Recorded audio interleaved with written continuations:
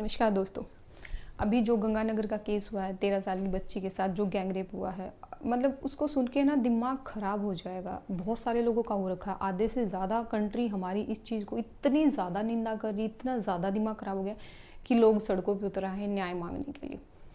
तो मैं उनको ये मतलब मुझे हंसी भी आ रही है इस चीज़ को लेके, दुख तो हो ही रहा, लेकिन हंसी इस चीज़ पे आ रही है कि आप न्याय किससे मांग रहे हैं?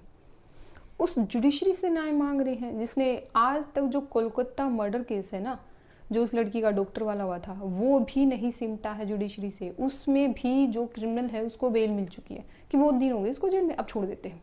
उससे अब न्याय मांग रहे हो। पुणे में एक केस हुआ था एक लड़की का, सेम टाइम पे हुआ था, जिसमें उसको जला दिया गया था। हालांकि क्रिमिनल्स का एनकाउंटर हो गया था उस केस में, लेकिन अगर उनका एनकाउंटर नहीं हुआ होता ना तो वो बेल पे होते। इसके अलावा जो इससे भी बड़ा रेप केस है, बानो का रेप केस भूल गए क्या? प्रेगनेंसी के दौरान उसका गैंग रेप हुआ था, उसके क्रिमिनल्स मतलब कि सालों साल तक केस चला, उसके बाद वो जेल में रहे। और अभी पिछले साल रिसेंट उन सबको छोड़ दिया गया था कि बहुत जेल में रह रहे, अब इनको छोड़ देते हैं। वो तो एप्लीकेशन देने के बाद उनको वापस जेल में डाला गया है, लेकिन उस जुडिशरी से आप मतलब न्याय मांग रहे हो।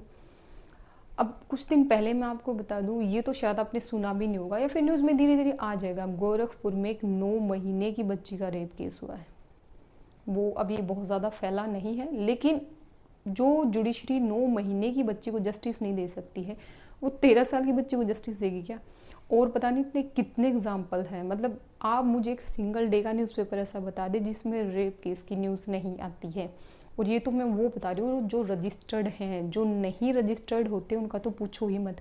तो कौन से जुडिशरी से न्याय मांग रहे हो आप? कि मैं सब मेल पर्सन को एक कैटेगरी में नहीं रख रही हूँ, बिल्कुल नहीं रख रही हूँ। अब मैं ये कह दूँ सभी आदमी सेम होते हैं, सभी आदमी घटिया होते हैं, ऐसा होता है नहीं होता है। कुछ लोग अच्छे भी होते हैं जो मतलब कि सपोर्ट में उतरे हैं। लेकिन मुझे ये समझ में नहीं आता सपोर्ट में उतरने से होगा क्या? कैंडल लाइट मार्च करेंगे, जस्टिस मांगेंगे, केस की जल्दी सुनवाई होगी, कोई सीएम मुख्य मतलब कोई भी पॉलिटिकल बंदा आके ही कह देगा कि हम उनके साथ हैं। कैसे साथ हो? क्या उनके साथ बैठ के रो रहे हो? क्या उनकी बच्ची जो मर गई उसको वापस लेके आओगे? क्या उनकी बच्ची को मतलब दोबारा उनको सौंप सकते हो? कैसे साथ हो? मुझे तो ये साथ ही नहीं समझ में आ रहा है। छोड़ो यार।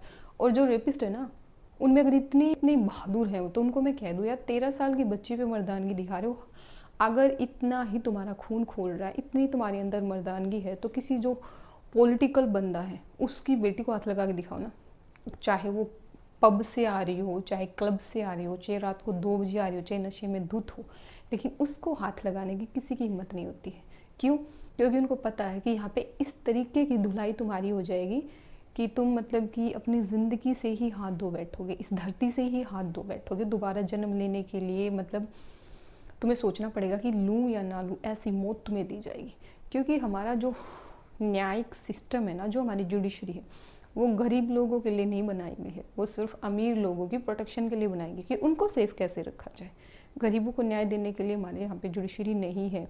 निर्भया केस जिसको हम ये मानते हैं कि जो बहुत ही जल्दी सुलझ गया था, कितनी जल्दी, 7 साल लगे थे उसको सुलझने में, वो इस बच्ची को न्याय देंगे।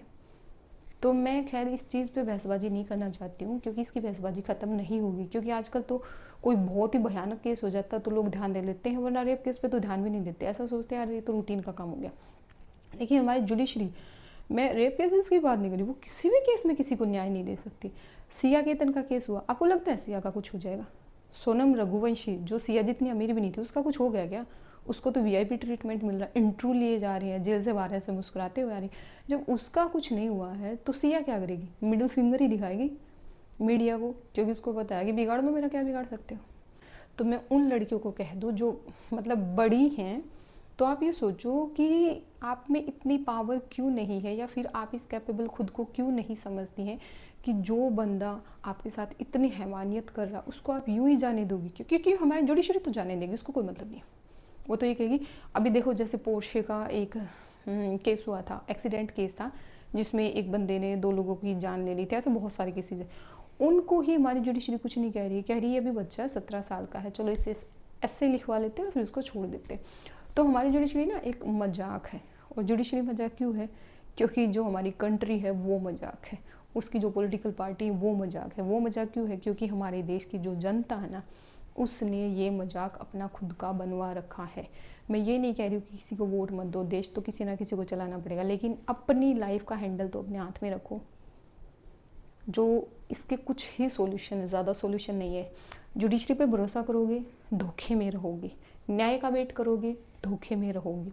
हर इंसान को अच्छा समझोगे, धोखे में रहोगे, क्योंकि कोई भी ऐसा इंसान नहीं है जो आपके लिए स्टैंड लेगा। आपको खुद के लिए खुद स्टैंड लेना पड़ेगा। कैसे लेना पड़ेगा? आप ये सोचोगे यार हम क्या कर सकते हो। जब आपके साथ ऐसी हरकत होती है तो उस तरीके से आप लड़ाई करो जैसे कि ज़िंदगी की आखिरी सांस चल रही है। मैं मानती हूँ कि 13 साल की बच्ची उस कैपेबल नहीं होती, लेकिन उसके कुछ अलग सॉल्यूशन है। न्याय का वेट तो आप करो ही मत, किसी भी सिचुएशन में मत करो। नहीं मिल सकता है, ये गारंटी मैं आज दे सकती हूँ। हो सकता है किसी बंदे ने अगर मुझे सुन लिया जो बहुत ज़्यादा पावर में हो, मुझे उठा के जेल में भी डाल दे कि तो लोगों को भड़का रही है। मैं भड़का नहीं रही हूँ, मैं सच्चाई बता रही हूँ। मैं एक लॉयर हूँ। मैं बता दूँ कि जो क्रिमिनल होते हैं उनको वीआईपी ट्रीटमेंट मिलता है। कैसे? जब कोई क्रिमिनल जाता है, उस चाहे भले ही वो रेपिस्ट हो, वो ये कह देता है ना कि जी मेरा तो ब्योत नहीं है, मैं केस नहीं लड़ सकता हूँ, मेरा इतना पैसा नहीं मेरे पास कि मैं वकील को हायर करूँ। तो मतलब कि उसको तुरंत लॉयर प्रोवाइड किया जाता है, जिसका खर्चा हमारी स्टेट गवर्नमेंट उठाती है। कि इस बंदे के पास पैसे नहीं, इसको लॉयर प्रोवाइड किया जाए, प्राइवेट लॉयर दिया जाता है उसको। और जो हमारी विक्टिम बेचारी लड़की होती है, अगर वो ये कह दे कि मेरे पास पैसे नहीं है कि मैं वकील इंगेज कर सकूँ, तो कहते हैं आपको इंगेज करने की क्या जरूरत है, आपके लिए तो गवर्नमेंट वकील है ना, वो आपको रिप्रेजेंट करेगा। और कौन सा गवर्नमेंट वकील? जो एक कोर्ट में एक ही होता है और 500 केस अकेला हैंडल कर रहा था, उसको दिया जाता है विक्टिम को कि ये तुम्हारा केस हैंडल करेगा। और क्रिमिनल को कौन सा वकील प्रोवाइड किया जाता है? जो प्राइवेट होता है, ये तुम्हें डिफेंड करेगा। मतलब आप यहीं पे समझ जाओ कि जब केस की शुरुआत होती है तो क्रिमिनल का फेवर किया जाता है बजाय कि विक्टिम का। और ये रियलिटी है। आप किसी जज से पूछ लो, अगर मैं झूठ बोल रही होती, या फिर खुद कोर्ट में जाके वेरिफिकेशन कर सकते हो इस चीज़ का। तो उससे आप न्याय की उम्मीद कर रहे हो? तो ये सॉल्यूशन है। जो आपकी लड़कियां हैं, अगर उनकी लाइफ बनाने के लिए आप 3 साल 4 साल उनका कोई कोर्स करा सकते हो, जॉब के लिए वेट कर सकते हो, पढ़ाई के लिए पैसा खर्च कर सकते हो, उनका करियर बनाने के लिए, तो मैं ये कह रही हूँ 1 या 2 साल उनको सेल्फ डिफेंस भी सिखाएं। ये उनकी जान बचाने के लिए, उनकी लाइफ बचाने के लिए बहुत ज़्यादा ज़रूरी है। हमें नहीं पता है कब क्या कहाँ हो जाए।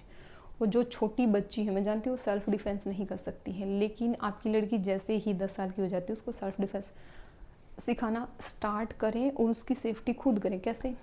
मैं अब इनडायरेक्टली बोल सकती हूँ, डायरेक्टली नहीं बोल सकती। आपने मूवी देखी है मोम? नहीं देखी है तो देखना। मूवी देखती है, देखिए यामी गौतम की थर्सडे। नहीं देखी है तो प्लीज़ देखिएगा। ये ऐसी ऐसी मूवीज़ हैं जो रियलिटी से उठा के बनाई गई है। आप ये सोचोगे यार मूवीज़ में तो सब कुछ पॉसिबल। प्लीज़ अगर ये 2 मूवी आपने नहीं देखी हैं तो उनको देखिएगा और अपनी सेफ्टी खुद रखिए। गवर्नमेंट के भरोसे, न्याय के भरोसे मत रहिए।